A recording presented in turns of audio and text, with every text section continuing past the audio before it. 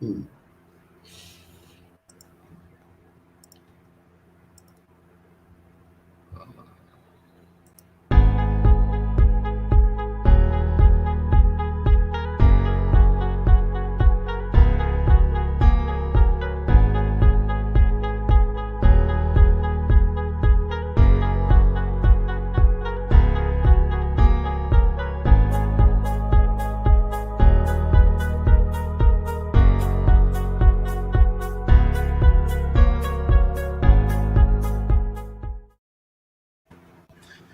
All right. Welcome back to the show.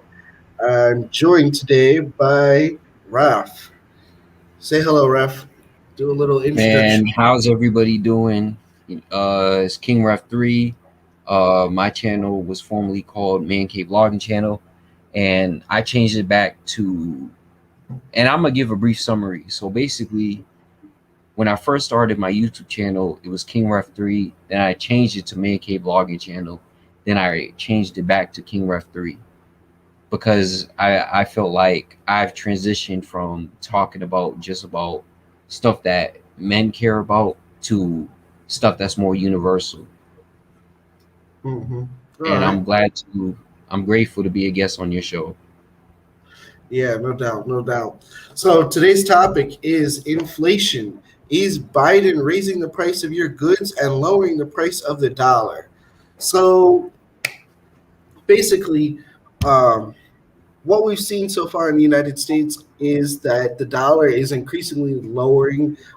There's been more and more quantitative easing, and um, that is that's been a huge disaster, not just for people in the United States, but people who live overseas and who are more or less dependent upon the dollar because the dollar influences your purchasing power here and what kind of conditions that you can live in, what where you can go, what you can buy, what you can afford easily, and what you need to borrow. um, so I would say there's something to be looked at here. Um, we all know that COVID has affected, the prices and the things of the dollar, but that is a minor aspect in comparison to the fact that the central bank has has just been taking disastrous attitudes. Like they've made so many decisions that are disastrous. So why don't you explain to us, Ralph, what you were, what's your opinion and what you were reading on Google there about inflation and quantitative easing and all of that? So for those who might not know about inflation, inflation is the decline of purchasing power of a given currency over time. A quantitative estimate of a rate at which decline in purchasing power occurs can only be reflected in the increase of the average price level of a basket of selected goods and services in the economy over time. So in a nutshell, the value of something is dropped, the value of something drops, therefore the price of it rises. And that's basically inflation in the most simplest terms that a child can, understand. And one of my observations is when I was at the store, um, actually quite a few times over the past like 2 months, I noticed the prices of things did increase. I have a sweet tooth, so I bought, some candy, and the candy was 1.99 early March. Now we're in June and the candy is 2.39. Wow, Yeah, damn. the price definitely went up. And even when I went grocery shopping, like I was surprised at how much, cuz I bought less groceries a few weeks ago, and the price was at least over 150. Whereas before, it probably be, if I was to be a guessing man, 125 to 130, maybe tops. So I definitely see that inflation is going on, but it's on such a covert level that a lot of people don't realize it. Yeah. Well, and so what do you think? Do you think is it whose fault do you think it is? Do you think it's the president's fault? Is it Joe's fault, or is it the central bank? So basically, the idea is we're trying to get to where exactly is who's responsible for this, and what are the necessary steps to take to resolve it. So what do you think? What's your opinion about that? Or what do you Uh, know if you know something about it? Let us in. Let us know. I think it's definitely the bankers, and the reason why I say it's the bankers is because of I don't know what it's like in Brazil, but in America we had multiple stimulus checks. So we had a stimulus check that was I think 1,200. We had another Mhm. one that was for 1,400, and we had another one that was for 600. And all this Mhm. happened over the past 8 to 9 months. So when you have money distributed among trillions and trillions of people, not trillions of people, but millions of people, and it's viewed to most common people as free money, but it's not really free money because the money is going right back into the economy. Yeah. So this is why the prices of things have gone up because you also have a high number of people on unemployment. And I could attest to this in different ways on how it manifests. So, for example, I'm out on a frequent basis. Traffic is not how it used to be pre-COVID. Like, yeah, things is opening back up, and I live in Boston. We're doing better than most of the country. So, if we're doing better than most of America, I know there's places that's worse, and I could tell you firmly, like it's summer, you know, even before some of these holidays that have passed, traffic has not been the same. Yes, things is opening back up, but traffic has not been the same. There's people who are waiting for Uber and it never shows up because at certain times Uber is having, restrictions. So I'll Mhm. say it like this: a lot of this stuff is leading to an economic disaster. So honestly, we would have to blame the bankers because they're the ones that's doing this. Another So it's thing not. about So COVID, it's not Joe's fault at all. You don't believe it's Joe's fault at all. well, I say it like this: it is Joe's fault for partaking, but he's not the root source. That's the best way I could explain it. Okay, I got you. It's just like it's just like a thug who works under a guy in the mafia. You know, Mhm. a Yeah. thug is definitely at fault for shooting somebody, but who carried the order is the root of the problem. Yeah. Who sent the order? Yeah, I got you. Um. Well, yeah. So according to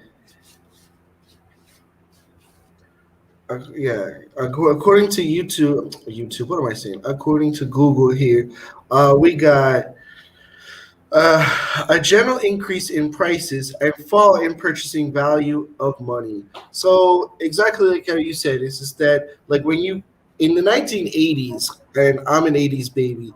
So when we used to go out and get groceries, $50 was a lot of money, and you could pretty much fill up your cart, your little cart there. But nowadays, $50 is like maybe a gallon of milk, some eggs, bread, and like the bare basics. And and usually that doesn't even cover it. Like it's you still have to pay taxes. So it comes out to be like $55 or $60 if you kind of like really go at it. But you know what I mean? Like, so $50 isn't enough to cover your grocery expenses, and that's even just like I said, that's just the basics. Never mind, like really trying to get some good healthy food. to put on the table for your family, Yeah, that's true. you're just you going all in.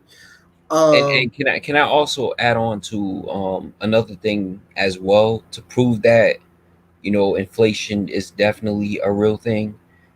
If you look at like the prices of of different things, not of different things, but for those who might be into like comic books, I've seen the prices of what they was like in the 70s, 20 cents, you know, candy bars, 20 cents. If you look at like old movies, they show certain of the prices of certain of the items. Now, it's hard for me to believe because I grew up in an era where, um, you're a you know, '90s baby, right? yeah, and when I was a kid, things were a dollar. Things weren't even a dollar. Things were like 65, 75 cents. And this is coming from a person who's under 30. Another Mhm. thing too to also validate that is the rise of minimum wage. You know, the minimum Whew, wage is yeah, don't even definitely talk about that. Woo, the rise of minimum wage. Wow. Yeah. minimum wage in Massachusetts. I would have to check that really quick. It's only gonna take a few seconds, but Well, we know in the United States the federal minimum wage is 7.25, but that's not even close to anywhere. You can't live off of that. It's not even close to a value or a number that you can live off of, because yeah, the average family needs at least 15 or more to be able to just barely make it. 7.25 is like what we would consider, like, the 1800s wages, like, where people work all day and only receive $1 or 50 cents, something like that. So we would consider that like slave labor wages. My dad even told me one time that back in his day, when he used to work at a factory, and he was born in the 50s. So he used to work at a factory, and he'd make $4. Oh, I think it was $4 a week or $4 every 2 weeks, something like that. And that was big bucks. That was a lot of money back then. wow, And because he's, obviously he was probably working in about the 70s. Let's say he was working in the late 60s, early 70s. So, back then, $4, $5, that was like, that was woohoo. I'm hit the, I hit the gold mine. And now when we look at it, we're like, $5. Heck no, I'm not working for $5. Are you kidding? yeah, And exactly, so over time we've seen this, like I said, and I mentioned the grocery prices, because that's another key thing, is not just the minimum wage, but also the grocery prices, because we've seen that it's slowly but surely increasing. And it's crazy because you go out and say, and you say, all right, I've only got, let's say, 80, $100 for groceries, and you're trying to be on a budget, because most people nowadays are on budgets. They don't have money just, to just say, hey, we out here, let's get it, throw the money around. And you know what I mean? So most people don't have that kind of money. So they go to the store and they try to make it, and they can't even make it. They're having to put stuff back. They're having to put stuff on layaway. They just can't. They can't make it, and it's sad to see that. yeah, Imagine seeing a mother with a child in the cart, and it's a relatively young child. I mean, not exactly newborn, but maybe like less like than weaning adolescent. age, Yeah, like toddler, like 3 to 6 or something like that.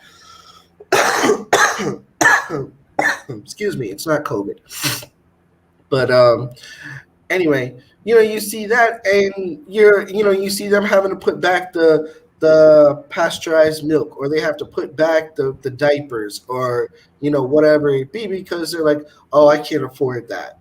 Or, oh, I can't get eggs this time, because I have to give up something, and I can give up the eggs. Like, I don't need eggs right now. You know what I mean? Just yeah, because, like, they're on a budget and they can't make it. Like, they cannot afford to be able to buy groceries. And I want to definitely add on to that as well. Like, in my experience, when I first started working, I was 18 years old. Minimum wage is $18, not 18. Wow, that's great. $18. Minimum wage was $8 an hour, and this was summer 2014. By summer 2015, minimum wage was $10. Now, minimum wage in Massachusetts is 13.50 an hour. So the prices of everything is going up. But Yeah, there's people that was celebrating the minimum wage going up, but they're not seeing they're not seeing the bigger picture. Like, yeah, the whole minimum picture. wage, Yeah, it's not like the prices of everything is in half and then minimum wages increase. That would benefit a lot of people. So, for yeah, example, like your example of groceries costing $50. Now, if groceries cost $50 nowadays, but minimum wage was $20 an hour, most people would be doing fine. You know, people would be doing a lot better than what they're doing right now at this current moment.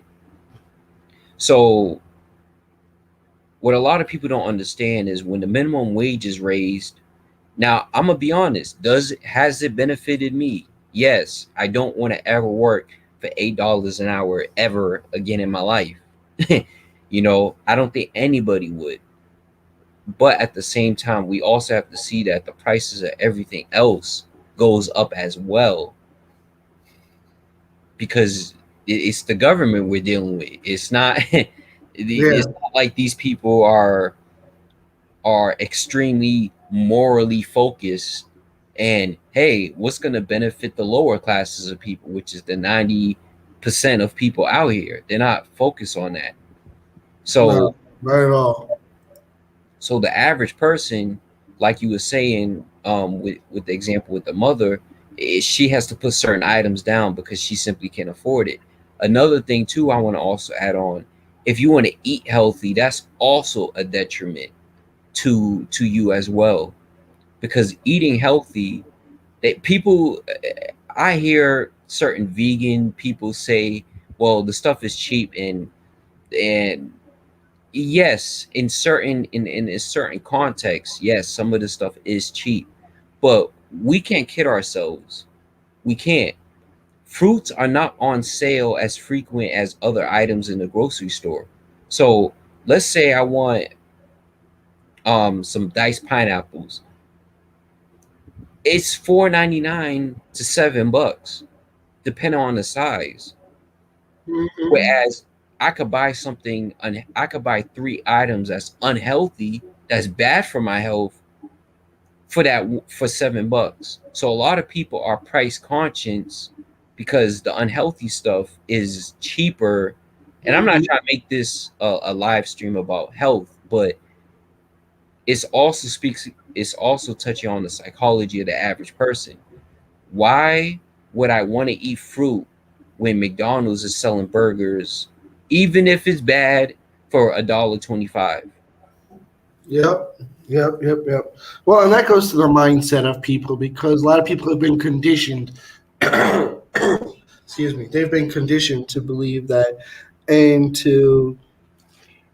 um to see that that what's better for my pocket and this and that instead of what's better for my health or what's better for me in general.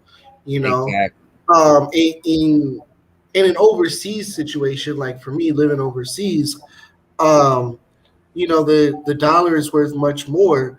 So anytime that I get some dollars from any customers, clients, anybody who makes a donation to me, or whatever like that, um, then I can that makes it easier for me to go ahead and pay my rent, for me to pay, to go out, take my girl out or do stuff or whatever like that. And it just makes it very very easy for that. Whereas when I'm just using Hey Ice, it's much harder because you know the value of stuff is a lot higher, and so even if you've got say 3,000 Hey Ice, you're So what? I mean, like 3,000 reais is not really 3,000 reais because, I mean, 3,000 reais goes in like that. Like, you could spend that in a day and a half if if you're not careful. So is 3,000, because I know certain parts of the world is different. So I like, is 3,000 like $30? No, no, no. It's not quite like that. No, yeah, it's not like 10% of the value. Oh, I'm sorry, well, that 100% of the value. It's not 100% of the value. It's 3,000 reais would be something like $700 or 750. Right now we're at almost four. The dollar has fallen almost all the way back down to 4 to 1. It was up at one point at 596. It was almost 6 to 1, and it is now taking a complete downturn um, to from that. So it's at almost back to four. So 3,000 would be something like that. Would be like 750 or 700, maybe even eight. Even a little bit more, closer to 800. Got you. So if I was to send you, not saying I have the money, but if I was to send you like 3,000 USD, that would translate, since you said it was like four, that would translate to like 12,000 for you, right? Yeah, about that. Yep. Wow. So I mean, it's just a better deal, if you got some dollars coming in, or if you've got a way to make money, that comes in from other currencies and other countries, then you can do pretty well, especially here in Brazil, where the Brazilian reais is struggling a little bit. So as a foreigner, you can do pretty decent. You can live a pretty good life. Not saying perfect, and not saying that it's totally easy, because there's a lot of adjustments to make. As I spoke in the last, in our interview on your channel, the adjustments of learning the language, learning the layout of the land, learning the culture, all that stuff. But once you get past all that, then you can. I'm telling you, you could have a very good life, a very good life, especially if you're making, like anywhere between 700, $800 per month. I mean, that for a single person, you're rocking and rolling. You're doing really well. As a couple, you probably really need about 1,500 or more. Got you. Got you. Got you. But I mean, speaking to the topic here, um, it makes it harder, because having the dollar is good, but if the dollar is devalued, if there is an inflation, then it makes it harder, because what you once were able to pay, like say for example 1,200 reais, then because which would be about 240, about $240, right? Um, so if you were once paying that, and it was no big deal for you because you had the dollar, and now the dollar is devalued, now you start saying, "Holy crap!" Rent is going up, and it's becoming much more expensive. So it's getting closer to 4 to 5. The more the dollar goes down, and one of the things that's interesting about um, all of this was that, like, I don't know, but I don't know if you are at all involved in like forex trading and all of that stuff, but if you do get involved in any of that stuff, or if you know anything about that, you see that um, the trend is that it is going down, and looking at the charts, looking at the all the stuff that indicates, like the indicators and signals and stuff like that, they're all indicating that the dollar is going down. And so with this fluctuation, it makes it very uncertain for you to live, like in overseas. So you kind of have to, you know hold your money and kind of be like, okay, well, we don't know about tomorrow. We don't know what's going to happen. So it'd be kind of a good idea to pull out all of our assets and stuff. You know what I mean? Got you. I have a quick question. So has Uh huh. Go ahead. Sorry, it's not COVID. when it comes to like people you've spoken to in America, has the inflation been different in Brazil? Like how is it different in Brazil? Not let me re ask this question. How has of inflation affected Brazil in comparison to America? Okay. Um, well, inflation in question in regards to the dollar, or inflation In in the their own context of your own currency. country, yeah.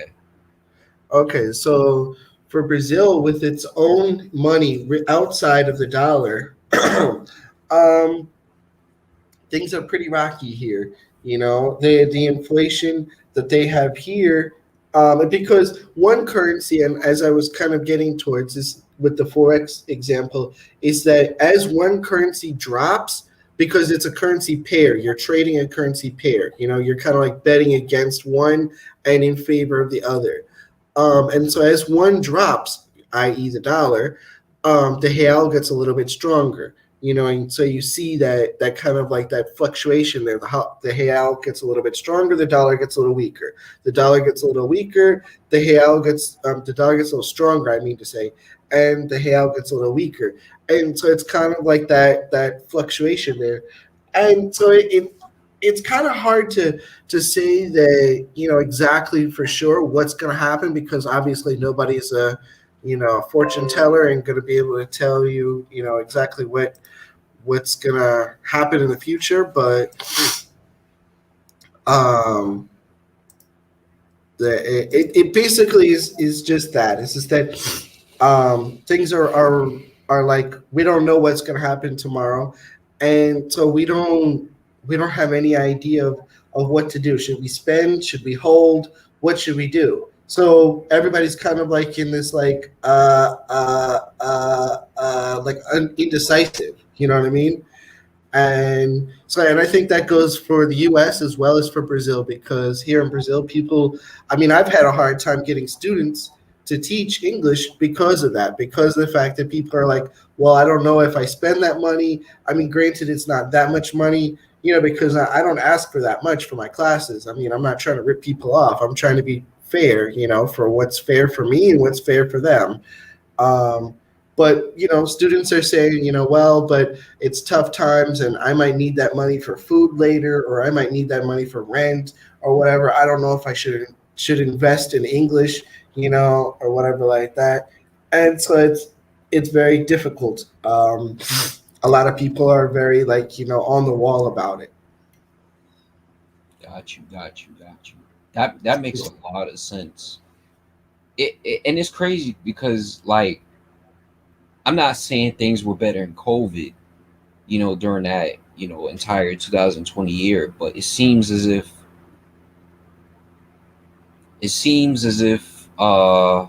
what's the best way I could put it? It seems as if like economically things were better, during COVID. And for some people, it seemed like there was just more certainty when it comes to like COVID. I don't know if that makes like any sense. Yeah, I mean, um, people some people, you know, did better. You know, some people were surviving and doing better during the, so to speak, pandemic. And I don't say pandemic because I don't really believe that it was um, a pandemic. I believe that it was plandemic because it was planned. And as we've gotten the results now, I'll touch on a future video that I'm planning to do, but I haven't quite gotten there yet. But I'll Oh, touch just a Fauci's little bit. emails. Yeah, with Dr. Fauci, his emails, and the fact that Rand Paul, I forgot which state that he represents, but Rand Paul apparently is a medical doctor, and he has interrogated, you know, Dr. Fauci under oath, and Fauci basically caved under pressure. I mean, he didn't completely just, like let the whole house fall and the whole, the house of cards collapse, but he basically had to go back and restate and reiterate his previous statements, which really didn't make much sense in the light of what we know now and what he had said previously and what we've discovered with the origins of the virus. So it is real. There is a real virus, coronavirus. It's not, a fake at all. And there are people who are in the hospital and suffering and dying, but the is very, very minimal. And so, given all of that, as I said, I don't want to go too far into all of this because I don't want to get off topic. But the um, the idea is that he's proven himself to be very, very irresponsible, unreliable, and somebody who really, I would agree with Candace Owens, who said that it's not just enough to fire him; he needs to be locked up and prosecuted. Yeah, definitely, definitely. Um. Anyway, so uh, talking about this, and talking about this inflation and all of that, I think the number one thing is it's important to know. Oh, and if you guys don't follow me, please share, and subscribe. Um, Thank you for those who have subscribed. Thank you for those who have shared my videos. I appreciate it. But I think that the most important thing is that we speak the truth. We speak truth, and that we continue to not push agendas. That we just see. The point of my channel is to not push an agenda. The point of my channel is to bring bring people, into a state of like I'm sorry, bring people out of a state of, sleeping and like trance, like, like where they're just like zombies and they're like sports, or, whatever, soap operas or whatever it be. And they really are not, they don't use their mind. They don't think, they don't, and so that's why I call myself wake up people, because, too many people are just like, that they're just walking around and going through life as though, like, life happens to them instead of they experience life. Which the difference, and let me explain that, is that one person, it basically is very lazy and just doesn't do anything, doesn't take charge of their life at all, and the other person takes responsibility and takes charge of their life, and they kind of like grab life by the horns and say, all right, we're going to do this, and this is what's going to happen, and this is where we're going, and this is the plan, you know, and be very intentional, because that's the point of my life. I want to be very intentional. I want to speak clearly. I don't want to speak with a forked tongue. I do not want to push anybody's agenda that they have just, come to believe due to super, like, ridiculous amounts of repetition. Like, you hear people say like the new coronavirus, and it's nothing new, as we all know. And so, I mean, that's, I say all of that, and what I'm trying to get to is that I want to be that kind of quality person. I want to be that kind of person that has character and is intentional in things. You know? Yeah, and I definitely want to touch on that. A lot of people don't.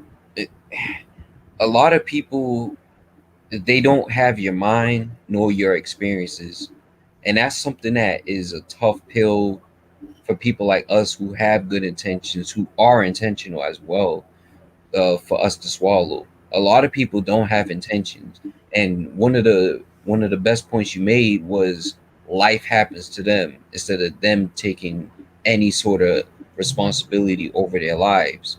Yes, does fate exist to a certain extent? Yes, it does. But at the same time, we do have power over how we react. So a lot of people, they, like, one of the things that you did, right? You said, you're done, with America, and you decided to just go abroad. Now you're living in a different country. but you're able to notice the things that are going on around you. You're able to fully understand your environment. You know, a lot of people, Mhm. they don't want to understand their environment. They want to complain about their environment versus understanding their environment, understanding how it actually works. And that's something I noticed with people in America. You know, I noticed that we have this sort of like we have this sort of like um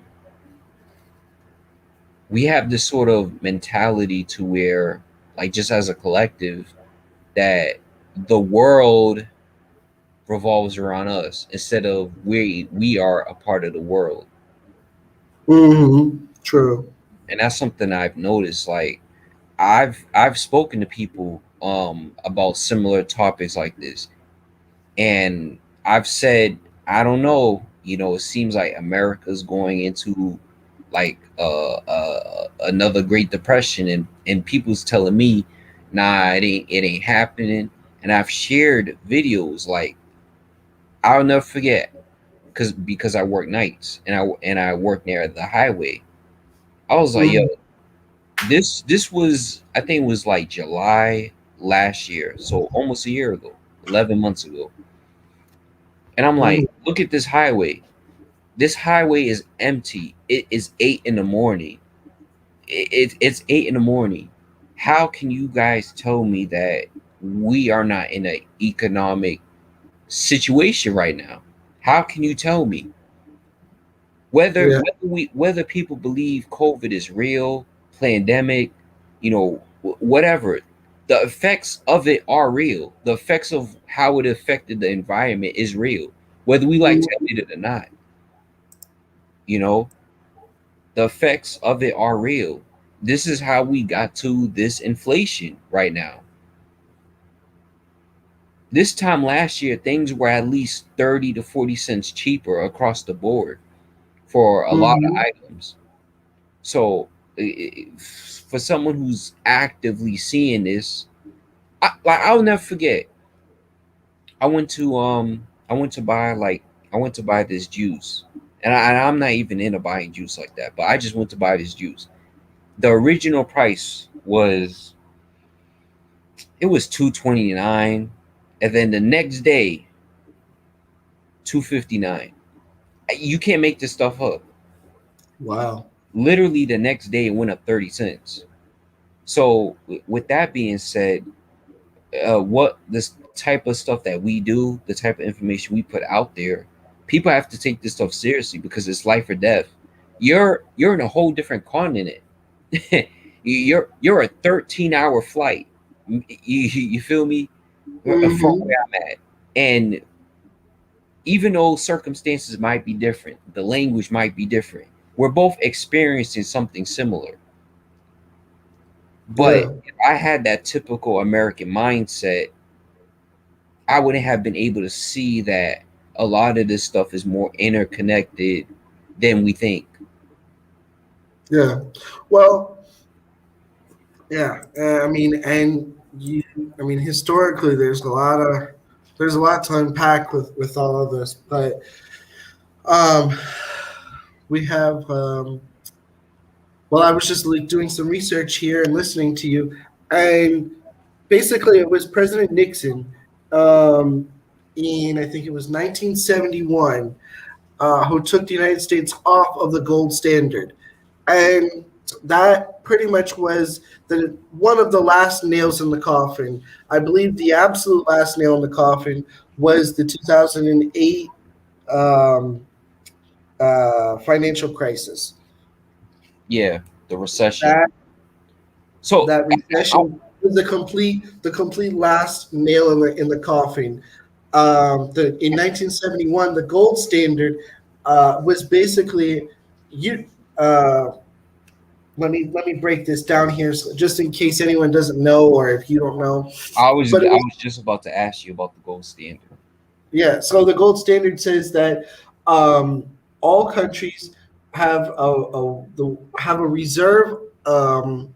Like the United States is the reserve currency. Like, the dollar is the reserve currency for the world. Let's say that, right?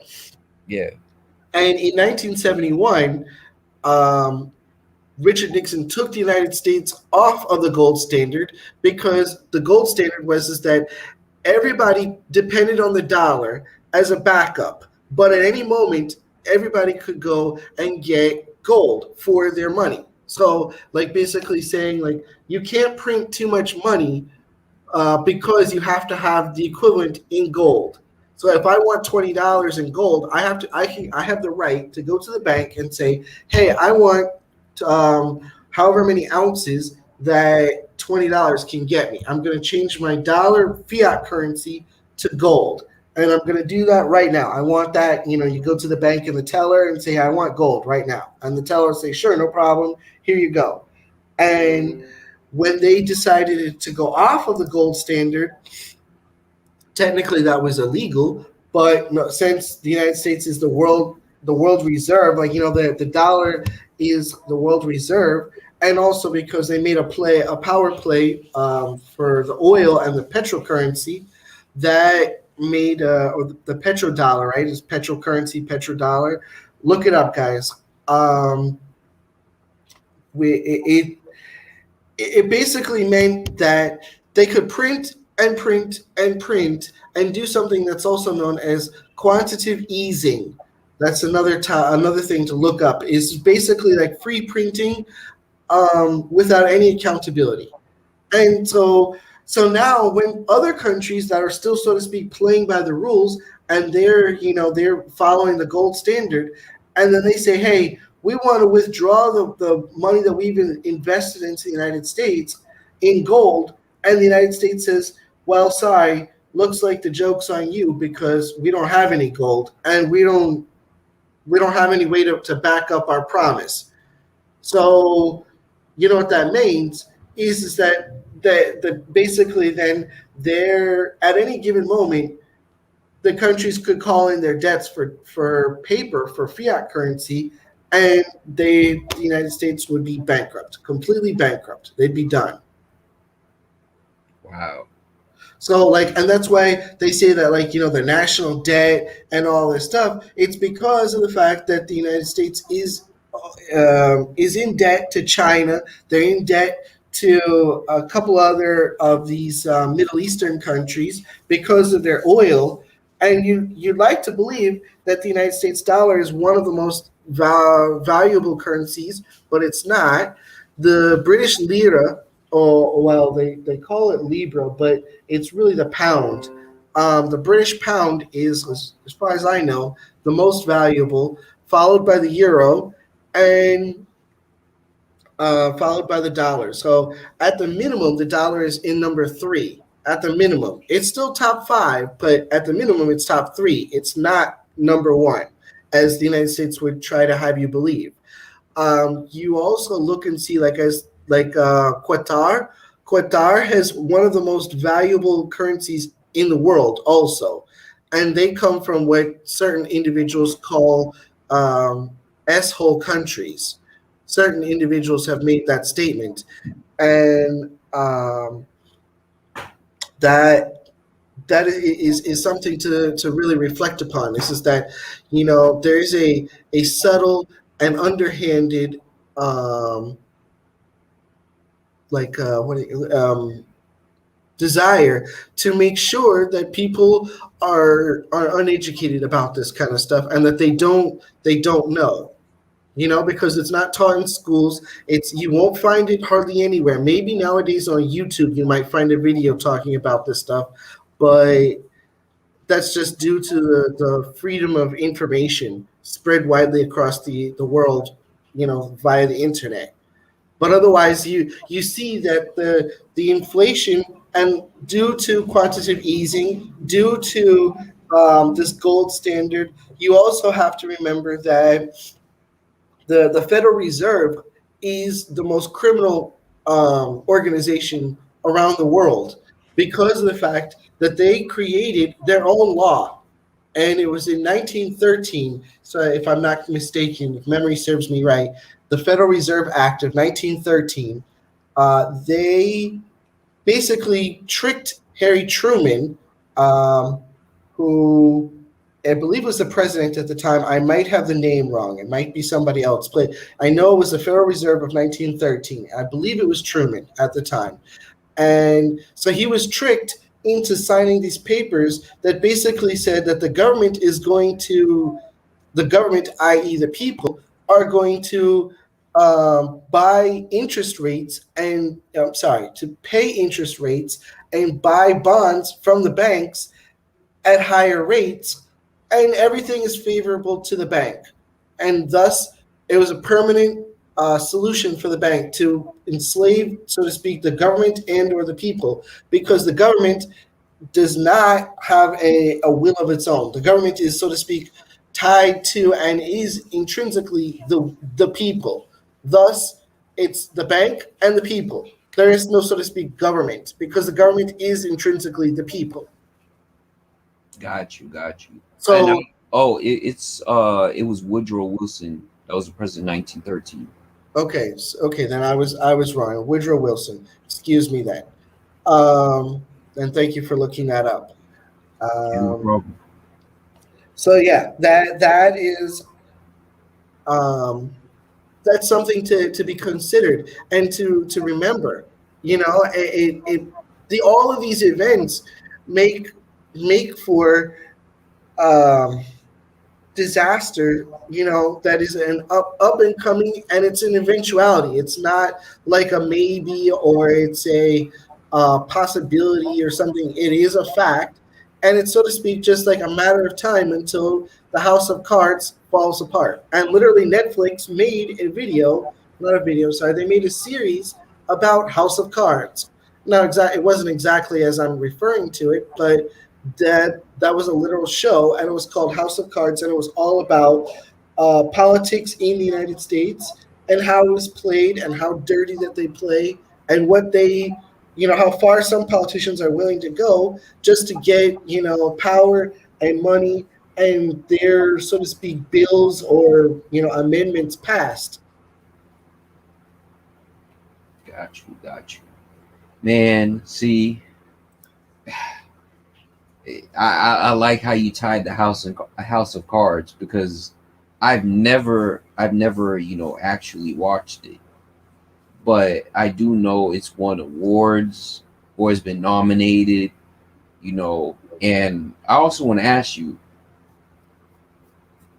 Hmm. um, what countries currently are not suffering from like inflation?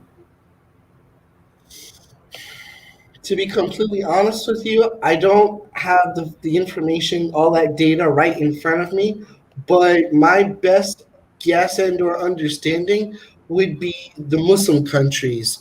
And that's crazy to say because everyone thinks that they're, war torn and impoverished and Sharia law and all of that, which there is plenty of that happening, but that is because of the Western nations, i.e., France, Great Britain, and the United States, part of Canada, but Canada is pretty divided on that. They've tried to remain very neutral, but the Western nations imposing, so to speak, their will, with air quotes there, their will, upon these people, because in Arab nations um, there's no what do you call that? Um, Gold standard? No, no, no, no. What is the? I'm trying to now. I'm thinking. My mind's thinking in Portuguese again. Um, Revenue tax. There's no income tax. That's it. Revenue tax, income tax. There's none of that there. Or if there is, it's very, very reasonable and very low. It's not meant to enslave you. It is literally meant to maintain and honestly upkeep the government. And as I said, those two are intrinsically one and the same. So it so to speak is like you paying yourself by paying yourself. So they withdraw some amount of money out of your account when you receive your salary, your paycheck, and you're essentially paying yourself. Um, because that money goes right back into, things that you directly need or want, or there's some sort of a social benefit with that money. They're very good about that. The African nations under Gaddafi, well, not under Gaddafi. It was only Libya that was under Gaddafi back in the day. But that's another classic example of the United States not wanting anybody to interfere with their plan. Basically, financial dominance, and this one world currency.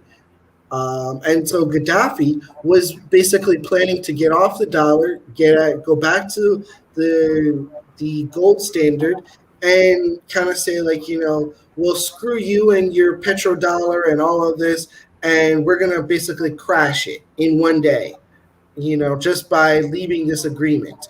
And then the United States and Britain and France and all of that, they all just kind of said, wait a second, hold on, no, you can't do that. That would be absolutely disastrous for us, because as we have the dollar, and the dollar is connected to oil, and the petrodollar, and we can't afford a sudden crash like that, that we financially and or politically, and it just would be too many bad things happening if you leave. So what did they do? They said he's a dictator and he's a terrible man and he's murdered people and this and that. Gaddafi is not a perfect person. I believe he probably did murder people, or he probably did hurt people in bad ways. But in other ways, he was looking out for his own people. And the other thing is, you also have to remember, who is the United States to say that your way is worse than my way? Just because our cultures are different. My culture is different than your culture. I don't believe the same way as you. So, but who am I to go and say that, your way needs to be changed, and I'm going to forcibly change it. Yeah. That that's a great point. Because like stealing in like Arab countries, like if you steal from a grocery store here, you're thrown into jail. But if Mm-hmm. you steal from a place in the Middle East, you're losing a limb. So Yeah, most of the time. Although there's some exceptions, like sometimes they do have like some cases where they say, okay, this person is known to be poor or homeless or something like that, and they kind of were like, all right, well, you're going to get a lesser sentence. I mean, of course, the person is still looked down upon, and society doesn't treat them well, but as far as the justice system, they get less because of the fact that yeah, they have their penal system is not meant to destroy somebody's life. It's meant to deter. And when somebody, who's normal and, with, so to speak, with knowledge and with a conscience, who goes outside of that deterrence, then they are severely punished. Which, in some cases, people say this is a dictator and this is brutal and all of that. But that's neither here nor there. The point is that their ideals are different, their value systems are different, and so for the United States to say, well, and Western nations to then say, oh well, we don't respect these, we don't like these, so we're going to go in and send our whole army and military force and military power, and we're going to destabilize your country and basically call it democracy, and that is where the problem is. Um, and like I said, it's all in the name of the fact that they're trying their best to preserve the House of Cards, because they know at some point the House of Cards is going to collapse. They just are trying their best to keep the ball rolling for as long as possible and just keep kicking the can down the street. yeah. And I want to ask you something. Do you think that, like, where do you see the future in the next 4 to 5 years? I don't know, man. That's a good question. But I mean, anything can happen. We never expected COVID to happen. So who knows? I mean, you've got this whole thing with Bill Gates saying that there's more viruses and more, super infections to come. You've got Fauci, who is the government's con man criminal, and he needs to be put behind bars and taken severe action against because he lied and he profited. It even, like I said, I don't want to dive into this too far, but he profited from the deaths of more than 500,000 people in the United States. And that's just in the United States, not even worldwide. 500,000 or 500 million. I don't remember the exact numbers, but it was something along those lines. Those people in the United States, they passed away, and basically he didn't get a profit for their deaths, but he made a profit from the deal that caused their deaths. Yeah, exactly, exactly. So So basically it's like signing a death yeah, certificate. yeah, a death warrant, a death certificate. Sign there, sign here on the dotted line, and he had no problems with that. And now all of a sudden, that everything's coming to light. Now it's like, oh, but I didn't say that, I didn't do that, and that's not what I meant. And the typical bureaucratic, kick the can down the street and try to, just wait the storm out. True. But so I don't know. To answer your question, I really don't know. The next 4 to 5 years, man, I think that we could potentially have another financial recession, because if this inflation doesn't get resolved and they keep printing, we could find ourselves in a situation where we're equal to or perhaps worse than Venezuela. Um, and and then even then, if that doesn't get resolved and we don't wake up and say, hey, wait a second, what the heck are we doing here, what's going on, then we could find ourselves in like a 1929 situation, with like the stock market crash, and where we start looking at like the end of times kind of thing,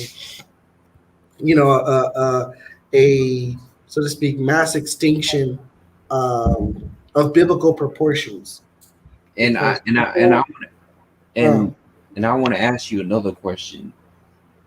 Uh, since you're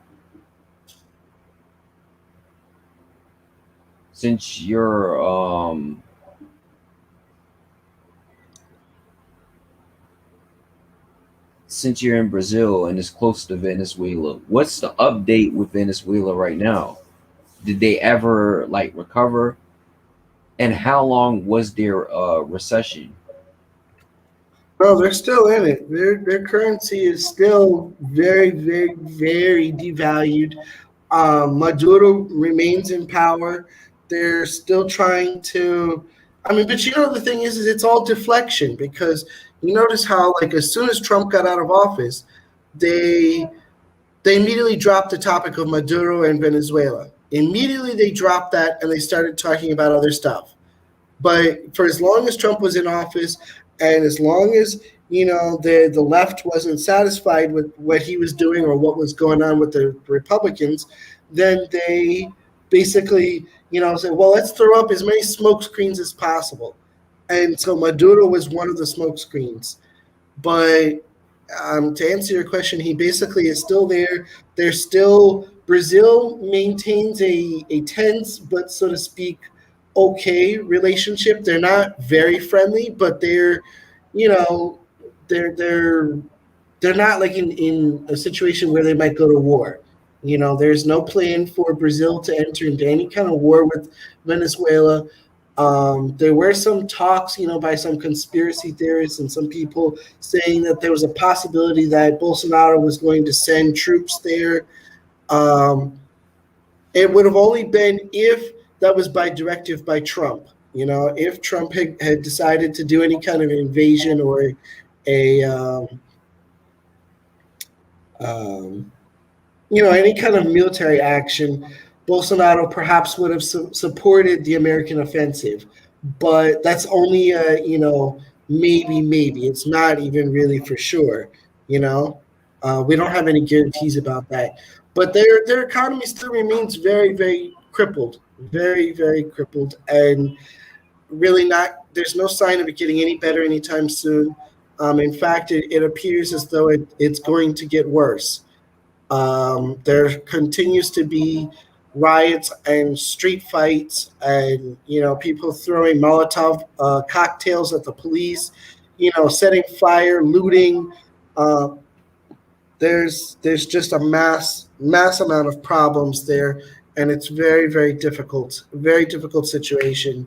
Everybody that I've spoken to, I before I was dating my girlfriend, I I had some contact with some individuals in Venezuela, and they all told me that the situation is far worse than a lot of people are led to believe.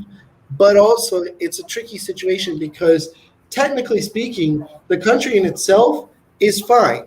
It's just the financial status, financial aspect of the country that's in decline and in recession that has caused these problems. Because if I were, for example, if I as an American and if I were to have some dollars with me, like if I went to the U.S., worked for a year, made like say I don't know 5,000, let's say I made $5,000, and then I took $5,000 with me to Venezuela. Not only would I be very financially well off, but um, I would basically be in the 1% of 1% of people financially, wealthy in the country, Wow, and just for and five all thousand. yeah, basically because of the extreme poverty there, and because of the extreme amount of inflation.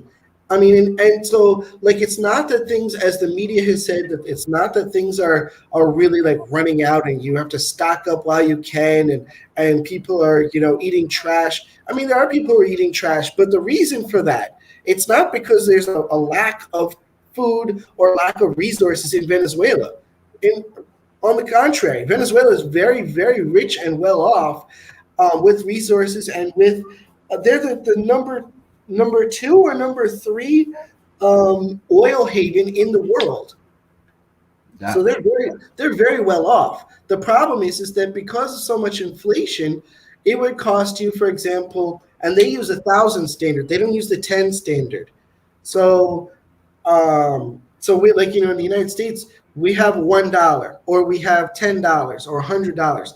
Their $1 would be like say 1,000. Their next one would be like 1,000,000, and then 10 million. You know what I mean? So it's a different standard that they use for their currency. And so, for example, a loaf of bread, which you would expect to only be like say, for example, 1,000, right? Which would be like perhaps if you break it down like 10 cents or $10 for us, depending on the exchange rate and how the fluctuation is. But see, what you would expect to be very cheap, just a loaf of bread in itself, it ends up being like something that's like, oh my god, like we can't afford that. That's like a year's worth of wages, just a loaf of bread. jeez. So I mean, and so forget it. You get sick, you need medicine. The doctors, they're working, they're trying to save people, and they have no payment. They have no, as I said, I had contact with some individuals there, and one of these How, individuals, if you don't mind me asking, how are they no, surviving an environment like that? yeah, and that's where it's a good thing to ask, and a very, it's a reasonable question. I honestly don't know, because these individuals have told me that they're doing whatever it takes to survive, and sometimes you make a little money selling things on the street, or a lot of times, unfortunately, it's very sad, but you see a lot of young girls, they go into prostitution, and that's like their only means of survival, because they have no other. You can't find a job. Even if you have a job, you can't receive your payment because nobody is paying for any goods. So I mean, everything is just totally backwards there. And I mean, really, for them, I honestly feel like they're in the same situation as the United States. The best thing to do is just get the heck out, just leave. But because of all the racism and all of the prejudice against Latinos, the United States has blackballed Venezuela the same way that they blackballed several places like Cuba and Honduras and where these other Latin American countries, not so much Mexico and Brazil and Chile and Argentina and all of that, but they certainly have put Latin America on the blacklist, where it's very if not impossible to get in. It's very difficult, if not impossible, to get into the United States coming from one of these countries. Got you. Got you. So I mean, so basically, the end result is that you've got Venezuelans showing up on the Brazilian border because they can't get to the United States, so they come to Brazil, and they show up in mass. And Brazil is kind of trying to fight off you know, their own financial problems, so they're you know what I mean. So it's very dicey here, like the economic system. Nobody really knows what's going to happen, and things have gotten bad where because the real has deflated, has devalued, so nobody really knows what's going to happen, if they're going to go into a Venezuela type crisis, or if they're gonna get better, and it's gonna the real is gonna get stronger. And as I mentioned before, when one gets stronger, the other gets weaker. Um, so it's really, you know what I mean. It's really something to worry about and to think about and saying, well, what do we do? Where what are the next steps here? Yeah, that's true. Is there any other country in South America that's just as bad as like Venezuela, or in your opinion is heading there? Brazil's neighbor, Argentina. Argentina is already pretty much as bad as Venezuela.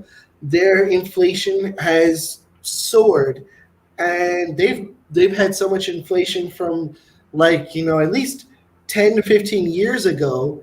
Not that they're heading there, that they've already been there, and they've been there for a while, like for a minute. Like 10 to 15 years of inflation, soaring inflation.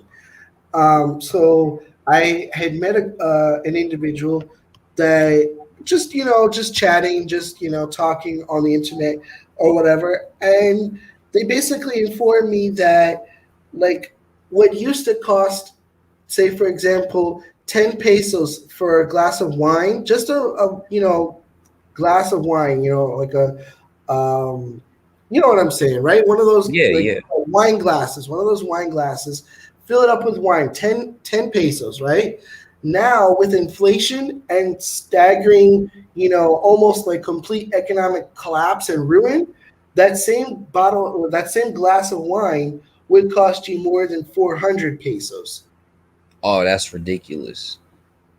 I mean, who can afford that? Yeah, you can't. So only the top 1% of 1%, basically those who are making, you know, um, a million and a half or 1.5 or more, can afford that kind of thing. Wow. Whereas the rest of the population is just trying to, give me something, like, let me get something cheap. All Eh, right, man. I got your message here. All right, so Yeah, that's basically it. and I also want to ask, like, in situations like inflation, you know, obviously, prostitution is one of the things that skyrocket. But what are the other effects of inflation at that level? Like, does crime go up, or do people just get smart and just trade with each other? No, crime goes up. The as more as the populace, the masses, as they get more impoverished, due to lack of means and ability to buy or purchasing power, they the crime levels go up, and so unfortunately, that then means that. you're putting yourself in potential jeopardy. You know, so if things get keep getting hot here and keep getting and they get worse, I may have to leave because I don't want to put myself in a situation where I'm in a country where there's severe political unrest and it may be too dangerous for me to live my everyday life. Yeah, exactly, exactly. You Yeah, know, so it's a there's. serious, situation. Like a friend of mine, he would say things like America is gonna be like Venezuela remix at the rate that it's Mhm. going. Yep. At some point, America will get there. It's just a matter of when. And that's what I said. It's just like they're trying their best to just not push too hard, too far. They want to make sure that, that things basically stay the status quo. You know what I mean? Because if they can do that, then they can essentially, I mean, for the next, what, 10, 20 years, they could keep things going. But, in 30 years or more, then we start seeing like no, you can't. You just can't give it up. Just Oh, you can't. oh yeah, and quick question. With Argentina, Venezuela, are they big on like cryptos over there? They are, but very few people have any ability to buy it or to use it, and not very many people are into that kind of stuff because crypto currencies. I was about to say start speaking in Portuguese, but cryptocurrencies are still relatively new. I mean, they only came out in like 2012, 2013, and so I mean you still have a lot of the global population that either distrusts it and thinks it's some sort of a scam. And for me, I watch a lot of Peter Skiff, and so I watch his channel and his financial advice and all of that. And he basically says it's a bubble. Don't get trapped in the bubble because when the bubble bursts, it'll be the same thing as the fiat currency. So the according to Peter Skiff, the best way out is to buy gold. To literally go to some sort of like a gold dealer and say, hey, I'm gonna buy 20 ounces or a brick of solid pure gold, and put your money into that so that then when you need to, to you know what I mean? Like when you need it, when you need resources, you have something to trade with because at some point the dollar is not going to be worth anything. Fiat currency will collapse, and then people will start saying, "Well, what can you give me that's of any value?" And so if somebody has gold, then according to Peter Skiff, that will be the way of the future. That'll be the next thing to do. If you don't mind, obviously behind the scenes, can you send me a link to his channel? And I'm Mm-hmm. gonna send you a link to this guy named Yeah. Jeremiah Babe as well. Hmm. I'm going to post it right here in the comment section. I don't have a problem at all with promoting his channel. I think he's a cool guy. He seems relatively honest, um, and he is a, so to speak, millionaire, billionaire, or whatever. He could legitimately could consider himself as part of the percent of the 1%, part of the 1%. Good gracious, I can't speak. But anyway, here. Peter. I think it's I think it's spelled like that. If not, then check the spelling. But it's basically that's his name is Peter Skiff. Peter. So I put that in the comment section right here in the live in the video. Um, so check that out. And he's got interesting stuff. He talks about cryptocurrencies. He talks about the fiat dollar and fiat currencies. You know. Um, so getting back to topic, basically we've agreed it's not Biden's fault. Biden really doesn't have too much to do with it. He may be a partaker, but he's not the culprit. It is much more the central bank, right? Yeah, of course. And so to beat inflation, obviously what we really need is we need more financial education in the United States. But outside of that, what we really need to do is we need to learn how to be smart and wise with our money. So we need to learn how to invest wisely and how to not spend on frivolous things that a lot of people are, buying cell phones, buying cars, buying this, buying that, things that really are just material. They have no further value outside of, material goods and stuff like that. Yeah, indeed, indeed, indeed. I'm gonna have to, wrap this up. Yep. Yeah. Laptops overheating. I Yeah. definitely want to say, I appreciate you for having me on, and thank you for your time, and for future listeners, I hope they have that same sense of gratitude. Yeah, man. This is Post your channel. Post your channel in the link here, or in the comment section here, so that if anybody watches this, they can see your channel, and then that. we can go ahead and people can follow me and follow you at the same time. Yeah, I already put your channel in already put your channel in the community tabs. All right, cool. So now I'm It's- trying to do the same thing for you. I just don't know how. So I would say just Oh, put the comment um, section here on my after channel. after you have 1,000 followers and Okay. 4,000 hours of watch time, then you're gonna be able to make posts on your YouTube channel. I Okay. know I got it's annoying, but got it. All right, man. Well, let's wrap it up. It's already an hour and 15 minutes. So, oh yeah, let me post my channel um right here. Oh, wait, let me see something. Oh, well, I think this was a good conversation. It was relatively productive. I think we did well. Staying on topic, we didn't really get too far sidetracked.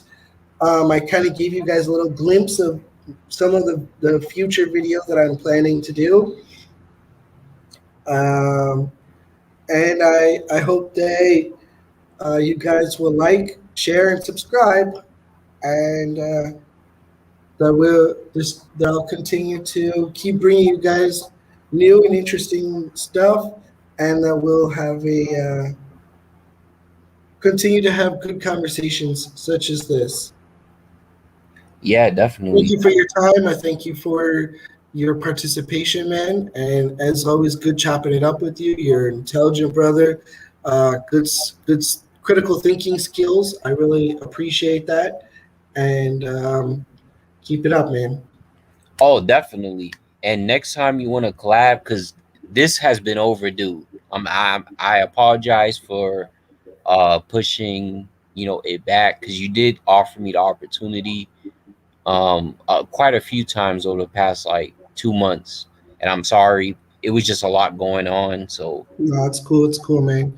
So if You you have already told me behind the scenes everything, so no big deal. I already understood everything. I got you. yeah, and yeah, thank you for having me on. Thank you to the audience for listening. Yes, definitely. Yeah. Thank you to the audience. All right, let's rock and roll. I'm gonna click end here, and thanks, guys. Stay Remember blessed. to stay blessed and go Palmeiras, and that's it. See you in the next video. Peace. Peace.